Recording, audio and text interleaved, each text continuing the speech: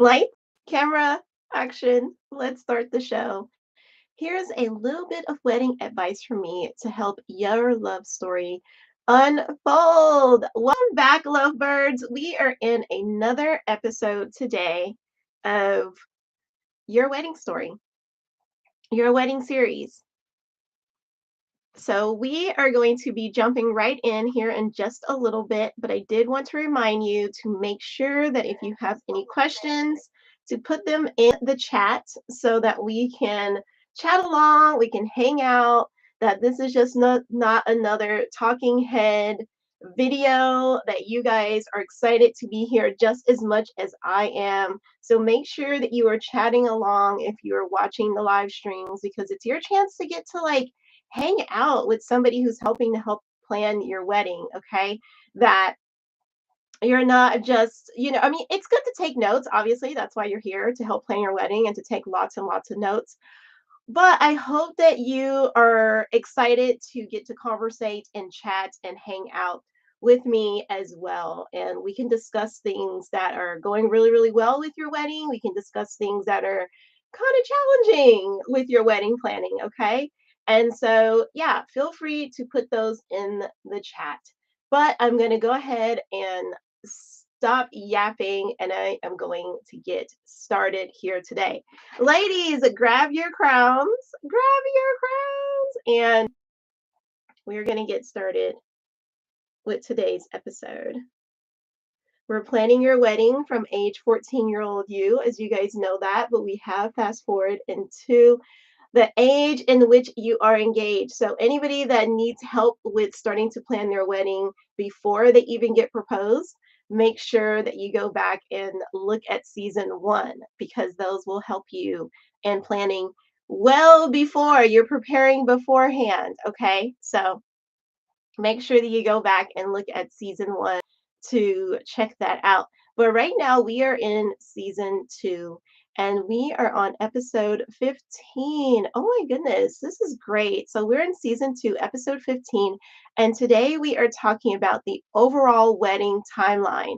Now, this is going to help both you and the groom. I know that most brides are the ones that watch a lot of wedding planning information and videos and topics and things like that.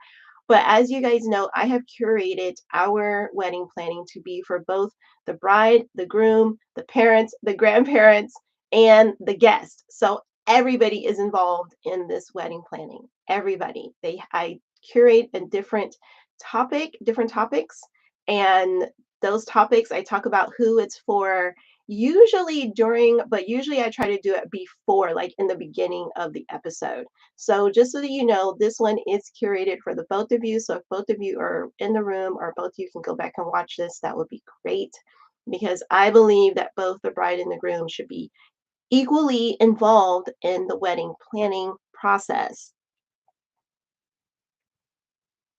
I pause because I know a lot of people don't feel the way that I do.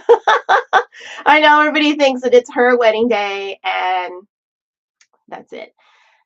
Let's jump in. So, today's topic, we are talking about the overall wedding timeline. These are milestones that matter. Okay.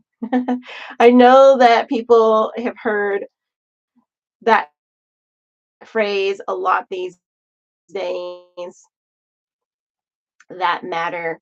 And so we are talking about these these milestones that are going to matter most in your wedding. Now, there might be some milestones that matter really in your family that might be really important. So I don't want you to not, put these down as well. And maybe you can even share those with the rest of us so that, maybe something that we want to add to our timeline too. So grab your notebook, grab your notes, whether that be digital or whether that be your hard copy notebooks. As you guys know, I like to use more of a pen and paper type of notebook. Okay. I like something that I can carry with me everywhere. I can pull out easily. I can take notes. I can look at it and I don't need a password and all this other stuff and staring at the blue light all day to get to it. So we are creating our wedding planning timeline right now. We have done a lot up until now. season 1 and season 2. This is now, I was going to say halfway through season 2, but this is more than halfway through season 2. We only have about 6 episodes left in season 2 before we're jumping into season 3. So make sure that you take out your notes, your notebook, and as well as take out your wedding calendar. Hopefully you do have a wedding calendar.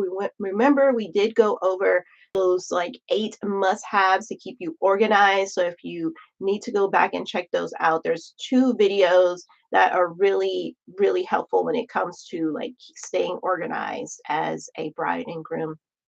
And I talked about them early on in season 2 because we were getting into the nitty-gritty right after you get engaged. So let's look at these milestones that matter. We are going to be talking about 6 must-haves for your calendar.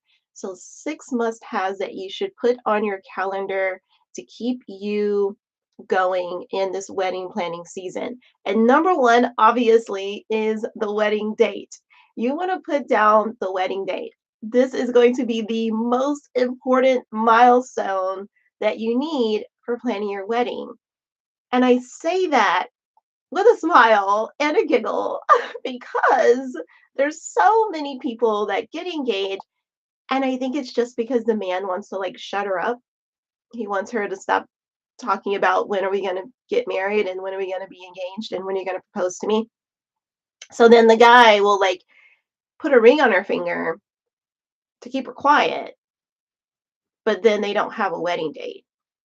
What's that all about? What is that all about? Like, I think it's just to keep her quiet. He's tired of hearing her asking. He doesn't want her to feel left out. All her other friends are getting married and doing this thing. And so it's like she's looking like, hello, when are we going to do this? And you know who those people usually are? People who live together are people who've stepped out and are already married physically, but they're not legally married. It's people who usually are like that. They're like, oh, I just don't know. And hopefully one day, and what is going on? And yeah, I can't do it yet for her because, like, we're not ready or whatever. The guy says all these different excuses. And that's because, like, people say he's already, like, got the milk, like, why should he buy the cow? Or however people say that stuff. I don't know what they say, but yeah, something like that. And so it's, they're playing this weird game. And so that's why, and this is not a joke, and that's why we've been doing dating for marriage the right way. That's what our wedding series is really about, right? So you go back to season 1 and it's dating for marriage the right way. So you don't find yourself in this silly game that people are playing, talking about it's complicated. What's complicated? Like, you have made it complicated. That's what's happened. So it shouldn't feel that way. It shouldn't feel so complicated. And it's time to get on track. You need a wedding date. So that's the first thing that's going to go on your wedding calendar and inside of your wedding notebook. Okay, we've talked about so many things. We already talked about picking a date. We talked about how to pick a date. Go back and look at that if you need to learn how to choose a date. Okay, but you need to pick a date. The next thing on your milestone that matters, calendar and notebook, is your wedding events. By now, we've talked about these wedding events. You know what they are. It's everything from the proposal to the wedding day. What are you going to have in between to celebrate this engagement? Are you having anything? Are you having an engagement party? Are you doing a bridesmaid's proposal brunch to propose to your bridesmaids or your groomsmen? Are you doing a wedding day shopping, like a wedding gown, wedding gown shopping? And you need to put those dates on there, okay? So that you and whoever's going with you is going to, know those dates. Then you're going to be looking at what else is after wedding gown shopping. We have the said browsing proposal. Oh my gosh, we have so many events.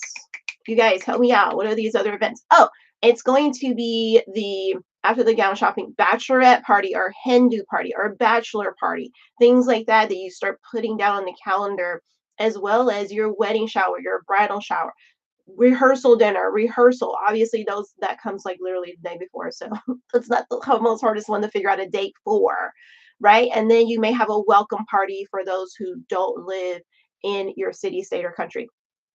Remember, you don't have to have all those events, But a lot of people do have all those events and even more. Some people have like so many engagement parties because they don't live in the same city as all their friends and family. So then they end up having like lots of engagement parties, which is kind of fun and exciting. I like that. I know we have a lot of little mini ones along the way, just little mini ones with those loved ones who like didn't live in the same city and stay with us and they wanted to like celebrate us as well.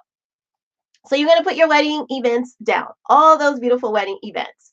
The next thing is booking a venue. When you're going to be going on your venue shopping days, you want to put down venue shopping days, right? So you want to put those down on the calendar. You're obviously going to make an appointment for most of these. They're not just like usually walk in, hey, we're here. I mean, you can try it, but most of them do want you to make an appointment. So you're going to put down your wedding venue shopping days as well. If you only end up with one day, perfect. You are very lucky. The next one is booking vendors. So when it comes to booking your wedding vendors, you also want to put these important dates down as well, because maybe you want to put down the days you're going to be calling them, right? To be making sure, okay, these are the days I'm going to be reaching out to them. I've done my research, and now I'm going to be making sure that I call these people. And then they may also want to see you in person. Some of the vendors might want to show you some things in person. Some of them may not go over pricing on the phone. Depends on the vendor, right? And so you also want to put those dates down too. You may even do some video calls with them, and obviously you'd want to put those down as well. So the next thing that you want to have on your wedding calendar is deposits due, wedding deposits that are due for your vendors. You don't want to leave this out because this is important. This is obviously involving your money and the budget binder that we've created that is going to help you along the way with how much are we spending and how much of our budget is still left. So you want to make sure you put down all the deposits that are due onto this calendar because you don't want to miss those dates. You don't want somebody be coming looking for you like, "Hey, where's our money? You need to pay us. You forgot about this important date." They'll probably send you a reminder through that wedding email that you guys created as a couple. Remember, we created a separate email, and so you just want to make sure that you're doing your things, okay? You're doing the things and you're keeping track of stuff. This is why a lot of people who don't want to have a wedding planner are doing this the right way by staying organized. That's the only way to do this without a wedding planner constantly reminding you, okay, this is next, this is next. They're just telling you what to do next most of the time, and they don't really have much to do themselves. I mean, they've got some things to do. We'll talk about that at the end of the video, but make sure that you put down your deposits due. Then you want to write down on your calendar balances that are due. So any balances that are due as well, and this also involves money. This is your budget binder. How much are you spending? So a lot of these people are going to say, okay, you have a deposit that's due once you book with them, and then now we want the rest of our money, and that comes before you have the wedding. Okay. So don't think you're going to have this big lavish wedding day and you haven't paid all these vendors and the venue, which is your top vendor. So don't think that that's going to happen. You need to make sure that you put down when those balances are due. So those are our 6 main milestones that matter when it comes to building our wedding timeline. Those are the biggest ones. Now, there's a lot of little ones in there, that you guys could add, like when are you going to go shopping for all your event outfits, and there's all kinds of stuff, okay, that you can put down in there. When, I don't know, there's a lot of things. There's when you're going to go get your accessories for your dress. I mean, there's a lot of things you can add in there, but these we're talking about the 6 major milestones that matter. Now, I do want to give 2 bonus tips, okay, to add to the wedding calendar. These are going to be 2 bonus tips that I would like for you to add on there. And that is going to be the save the dates. When are you going to be sending those out? If you have on your calendar, okay, we're sending these out in 2 months, well, guess what? We need to go ahead and make sure that we've already created our save the dates and that we have a way to getting them to everybody, whether it be digital or whether we're going to be sending them out through the mail. And so then you want to make sure that you put on the calendar, okay, this is the day that we're sending out our save the dates, and everybody should receive them hopefully within 2 weeks of the time that we've sent them out. Okay. The next part is going to be sending invites. Obviously, if we mention send the dates, then we're going to mention the main invitations. This is another milestone that matters that I would like to add on as two bonuses, and that is the save the dates and sending out the invitations themselves. It's important that you remind yourself, okay, we're sending out the invitations on this day. Once again, we want to make sure, okay, are we prepared to send them out on that date? Not that we're just putting things on the calendar and we're not prepared for these things that are coming up. It's important, you guys. It's important. So by now, you should have already decided, are we having a wedding planner or not? By this point, we did an amazing video about professional wedding planners versus a DIY bride. And we talked about a full service wedding planner, a partial wedding planner, and we also discussed the DIY bride and the day of coordinator. Okay. So it's important that you guys go back and watch those two videos. It was a two-parter. One of them was just talking about the day of coordinator, and the other one was talking about the professional wedding planner versus the DIY bride. It's a juicy topic. Everybody's trying to figure out, do we really need them? And so I break down what they do and what they don't do, and what they said they're going to do and what they probably won't deliver on. And so we also discussed that versus the DIY bride on how much she would have to plan if she doesn't have a planner. So you've got to like the plan stuff, plan events specifically. Hopefully you plan something in your life if you would like to be a DIY bride and plan it all yourself. We are now at our segment called Be My Guest. I would love for you to come on the show with me here on Your Wedding Series podcast. I want to have you here on the show with me. And how we're going to do that is that I'm going to interview you with some questions that involve your wedding love story in general, and how the wedding planning process is either going for you right now or how it went. Everyone's got a story, and I would love to get to share it with our audience here on Your Wedding Series, because it's going to help them. It's going to give them confidence in being able to do this thing called a wedding and then marriage. Okay. So if you would like to share, if you're excited, if you just love weddings in general, say like you were a guest and there were things that you saw that you're like, ooh, that could have been a lot better, or they did a great job. This was a beautiful wedding. Everything was perfect. I couldn't see anything that was wrong. You could also be a guest on the wedding series. Now, if you are in this part right now where you're trying to build this calendar and you're like, oh my gosh, this is complicated. I want to give some people advice on what I did and some milestones that I added. I would also like to have you on the series as well. So there's lots of things that we could talk about and that I can interview you with these questions. And there might be some things that you're like, hey, can I talk about this too? Because this happened to me. And I don't think that a lot of brides share it, or a lot of people don't realize that this does happen. And so we would love to hear that story. The audience would love to hear. I know I would love to hear. I just love weddings. I love love. That's what it is. I love love. And when two people come together to form a union, to be a family, oh, it's near and dear to my heart. So if you want to be a guest, please send me an email at yourcontentcreator@yahoo.com. And guess what, lovebirds? This is the end of the episode. I can't wait to see you in the next episode. I hope that y'all have been enjoying these wedding planning videos, tips, guidance, all the things.